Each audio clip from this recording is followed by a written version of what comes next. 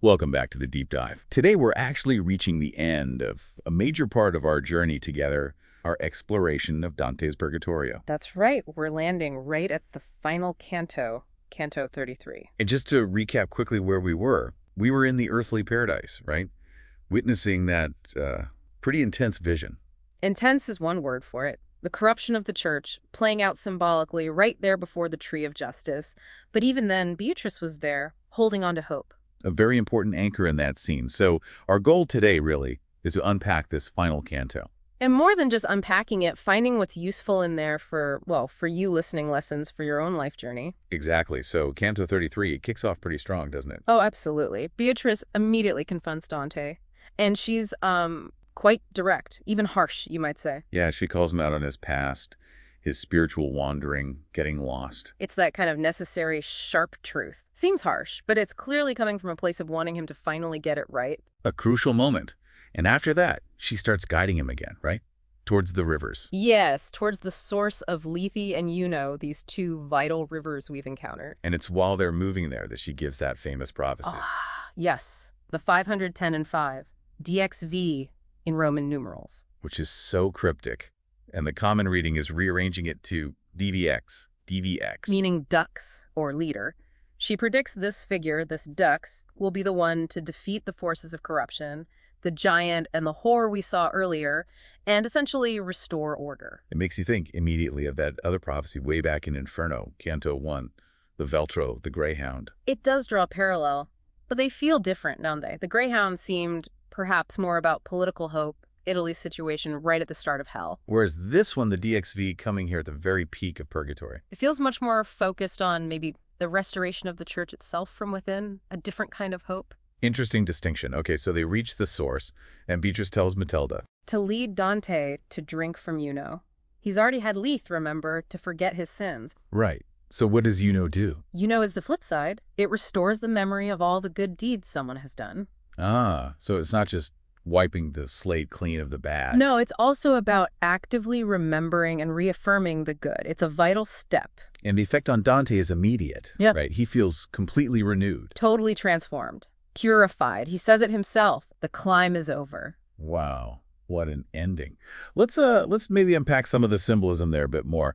That DXV thing is meant to be mysterious, clearly. Absolutely. The ambiguity is part of its power, probably. Keeps people debating for centuries. True. But what about Juno?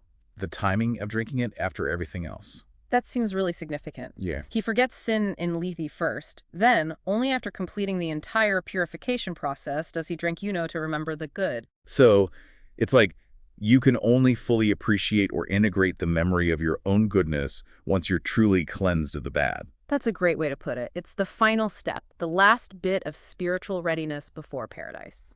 And you know, that whole process, the cleansing, the renewal, being ready for a new state, it does bring to mind parallels with, say, Christian baptism. There's definitely a resonance there. Baptism marks a beginning, washing away sin, orienting the soul towards God. Juno, similarly, marks the completion of purification, making Dante fit for paradise, ready to see God. He's recovered his true, good nature.